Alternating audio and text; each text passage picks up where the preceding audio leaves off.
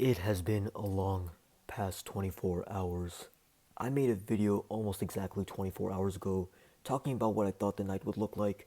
I talked about how the results would come in earlier for Florida and North Carolina than they would for the Rust Belt, but so much happened in terms of the presidential election last night and this morning that I want to talk about it now in this video.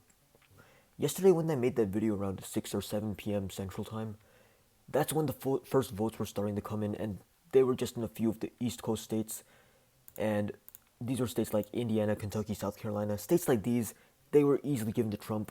After not that much time, they were already given to Trump as a win. They were already projected to vote for Trump. So these states weren't even that close. There's many of them. Even some of these West Coast states, Idaho, Montana, Wyoming, Utah. Those four states, they were announced later in the night, but almost as soon as they were announced, they were given to Trump. So it was never really contested in those states. Same with the Dakotas and Missouri and West Virginia. And I think that's it for the completely safe Trump states. Now for the Biden states, Vermont, Massachusetts, Rhode Island. Rhode Island was actually an interesting scenario because for a while it was neck and neck between Biden and Trump. That was really weird, but the reason why that was the case is just because of the order that they counted the votes in. They must have counted the in-person votes first and then counted the mail-in votes later. That would explain why Biden and Trump were neck and neck in a heavily liberal state. Usually, people who vote in person more likely to vote Republican. People who vote by mail more likely to vote Democrat. That's just how it goes. But for a while, Rhode Island was neck and neck. Then Biden easily won that state in the end. New York, Illinois, Biden easily won. Same with the West Coast. All these states currently shaded in blue, they were mostly given to Biden almost immediately after the results were announced for these states. And Hawaii was also an easy win for Biden, but this was announced a lot later in the night than all the other states because it's in its own time zone, completely different from the rest of the United States, somewhere out in the Pacific Ocean. I guess their voting deadline was later than any of the other states in the United States. Yeah, the thing about the polling deadlines is that they determined when a state could announce the results. So states in the East Coast, because they're ahead of the West Coast, they were able to announce their results earlier because their polling deadlines ended earlier. So they don't want to announce any results until the polling deadlines pass by because they don't want to influence the results of the election in that state by announcing the results of that state ahead of time. I just wanted to bring that up, but let's talk about the states that were contested between Trump and Biden. Nebraska was not contested at all, except for this congressional district, which we'll get back to. But I would like to talk about Florida first because Florida's results were announced pretty quickly. But at first, Biden was up by quite a bit, but that was only because they announced the mail in ballots first. But then, once the in person votes came in, Trump slowly closed that gap, and then he eventually overtook Biden, and currently he's ahead of Biden by around 4 to 5 percentage points in the state of Florida. The thing with all these southern states is that at first, for the most part, at first Biden was ahead by several percentage points in these states because the mail-in ballots were counted first in these states. But once the in-person votes started getting tallied up, Trump caught up to Biden in all of these states. And you'll see that was what happened in Texas and North Carolina also. Biden was ahead by quite a bit at first, then Trump caught up and eventually took the lead. So yeah, North Carolina, originally Biden was ahead by a bit, but then Trump caught up. Texas, Biden was ahead by quite a bit at first, but that was only with mail-in ballots. Once the in-person ballots were counted up, Biden won Texas. Sorry, Trump won Texas pretty comfortably. As of now, he is 6 percentage points ahead of Biden, but the votes aren't completely in yet. That might change, but all the major news networks have projected that Trump will win Texas. Some Democrats were hoping that they could win Texas, that Joe Biden could win Texas this time around, but I guess not this time. I was not really surprised about that. I said that Texas would most likely vote for Trump in this election. That's what happened. Maybe in 4 years from now they could vote for a Democrat, whoever the Democratic nominee is then, but for now they voted for Trump. North Carolina, I made a mistake by shading that in because technically they still haven't announced the results of that state yet. We'll get back to that in a second, but as of now, it looks pretty likely that Trump will win that state. Virginia is an interesting scenario because at first Trump was leading in this state, but that was only, I assume that's only because they were counting the in person ballots first. And the funny thing is that all these major news networks, they projected Biden to win that state even when Trump had more votes in that state. And a lot of people online were getting mad about that, but it turns out that the projection was true. Biden ended up getting way more votes than Trump. He won that state pretty comfortably. Same with the states of Colorado and New Mexico. I was expecting them to be sort of close, but Biden won them pretty comfortably. Next, we're going to get to Iowa and Ohio. And the reason why is because some people on the Democratic side were thinking that Biden had a chance of winning these states, but Trump won them pretty comfortably. Ohio was a disappointment to the Democrats because Biden was ahead at first, but then I guess once the all the votes were counted up, Trump easily won that state. He's currently leading Ohio by around 8 percentage points. So Ohio definitely going to be won by Trump. Same with Iowa.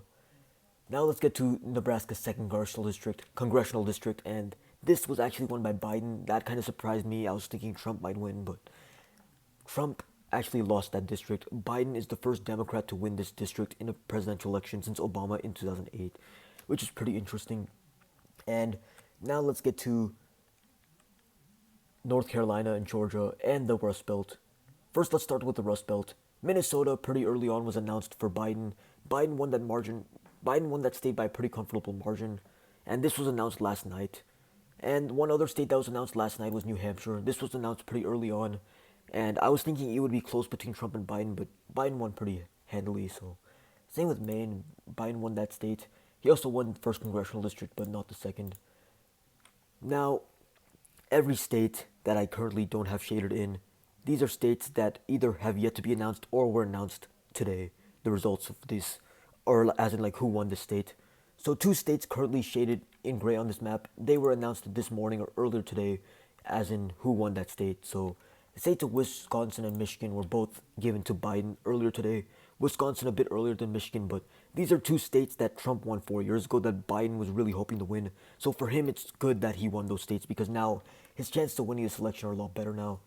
Now every state that's currently gray on the map, these are states that have yet to be projected for either candidate by most news sources. Arizona, some news sources are saying Biden's going to win, but it's not really clear yet. Not all the votes are counted up, but I would like to talk about what the map currently is like. So as of now, there are 6 states in total that currently have not been given to either Biden or Trump for the 2020 presidential election.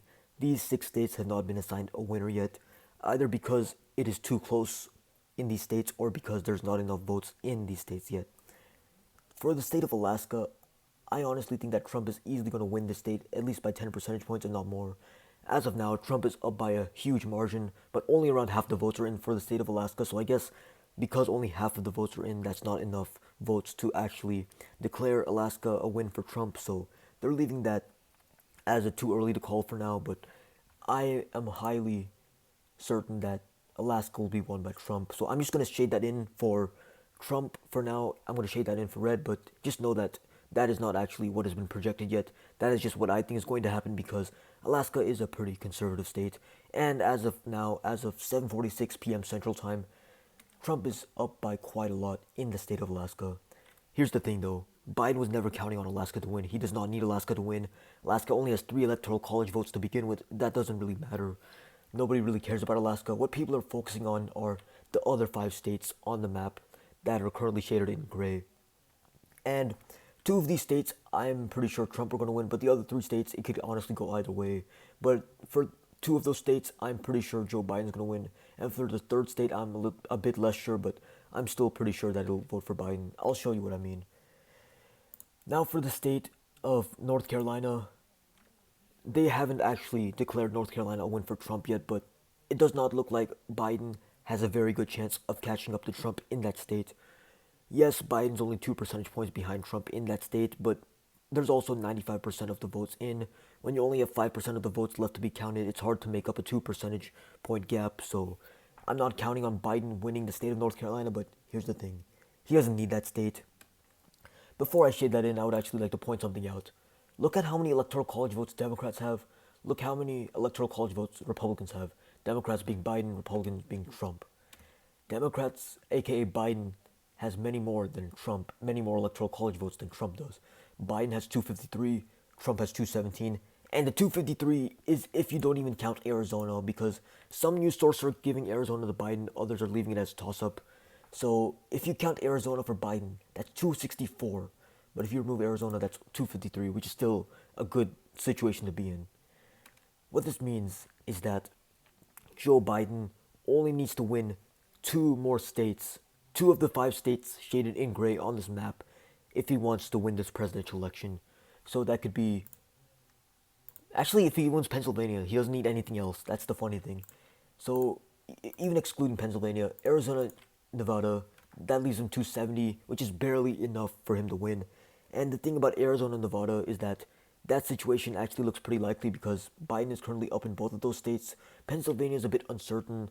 Georgia and North Carolina are more likely to vote for Trump. So you could actually have a scenario where Joe Biden wins with exactly 270 electoral votes, the absolute minimum you need to win an election. But the problem there is that you have to make sure there are absolutely no faithless electors in the actual December electoral college vote, which is kind of risky. So I guess for Biden, he would also want to win one more state, but Biden is in a pretty good situation right now. I'm going to be honest with you, Biden has a much better chance of winning this presidential election. I remember last night, everybody was freaking out, everyone was panicking because they thought this was a repeat of 2016, even though the polls were showing Biden would easily win this election. Because Trump won Ohio, Trump won Florida, Trump won Texas and Ohio. I mean, not Ohio, Iowa.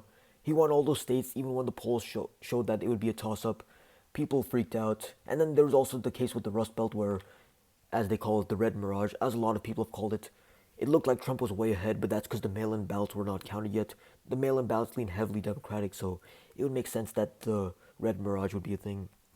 So Trump was way ahead in uh, the Rust Belt for a while, but once the mail-in ballots came in earlier this morning, that gap quickly narrowed in Wisconsin and Michigan. Not in Pennsylvania yet; they haven't fully counted up the mail-in ballots there, but I would expect that gap to narrow also. Currently, Trump is 4 percentage points ahead of Biden in Pennsylvania. I would expect that gap to narrow even more, and then Biden might be able to overtake Trump eventually. But Biden might not even need Pennsylvania to win, honestly. I talked about the scenario where he wins Nevada and Arizona. Arizona's looking pretty likely as of now. That brings him to 270. That's enough to win. He doesn't even need Pennsylvania then. But let's say he doesn't win Pennsylvania. Biden still has more options. Georgia, he could win. He could still win Georgia. Georgia, even though Trump looks like he's going to win there, the gap has been slowly narrowing between Biden and Trump. Trump used to be up by a few percentage points in Georgia as late as last night, but more and more votes came in and that gap started to narrow. As I'm speaking, Biden is only 1 percentage point behind Trump. And yeah, the votes are almost completely in. I think it's anywhere from 95 to 97% of the votes that are in for Georgia, but when that gap is really small, when that gap is only 1% percentage point, that is enough room to make up some space, especially when you consider which counties the votes still need to come from. And they're mainly heavily Democratic counties, so Georgia will be a race you need to keep your eyes on. That'll definitely determine whether or not the election is decided as early as tonight or maybe tomorrow morning. But let's say Trump wins Georgia. Let's say Trump wins North Carolina because Trump winning North Carolina is a pretty likely scenario now. Even then, if Biden just wins these two states, he'll be able to edge out a win. But the problem now is how do you make sure you don't have any faithless electors? That's one of the things I don't like about the Electoral College personally. I don't like the fact that the electors can vote for whoever they want. I feel like they should be legally binded to voting for whoever they are supposed to vote for. So if Biden wins the state, then they should have to vote for Biden. If Trump wins the state, they should have to vote for Trump. That is one of the things I personally do not like about the Electoral College, but I've made a video talking about how I would reform the Electoral College. If you want to watch that, you can go ahead and do so. I'm going to put all these 5 states back in gray. Nevada, Arizona, Georgia, North Carolina. I'm forgetting one. Which state is that? Yeah, Pennsylvania. Biden wins Pennsylvania, he wins. He doesn't need any of these other 4 states, not even Arizona. But let's say Biden wins Arizona because a lot of news sources are saying that he's going to win Arizona, such as Fox News and I think Associated Press. They're both giving Biden Arizona. Associated Press has been pretty credible in terms of these projections. I don't think they've gotten any projections wrong yet for this election cycle, so Biden wins Arizona, he needs one more state. There are 4 states still in gray, he needs one. Nevada is fine, Pennsylvania even better. North Carolina, not likely, but that would work. Georgia, possible, that would also work. So Biden has many more options if he wants to win than Trump does. Trump really only has 1 or 2 options. He has to win Georgia, he has to win North Carolina, and then he has to win Pennsylvania. Trump has to win Pennsylvania. If he does not win Pennsylvania, he's going to lose this entire election. Pennsylvania, Trump needs to win. Trump has to win 4 out of these five states currently shaded in gray, and one of those 5 states has to be Pennsylvania. Trump does not win Pennsylvania, it's over for him because as soon as Biden wins that state, Biden wins the entire election. 273 for Biden, game over.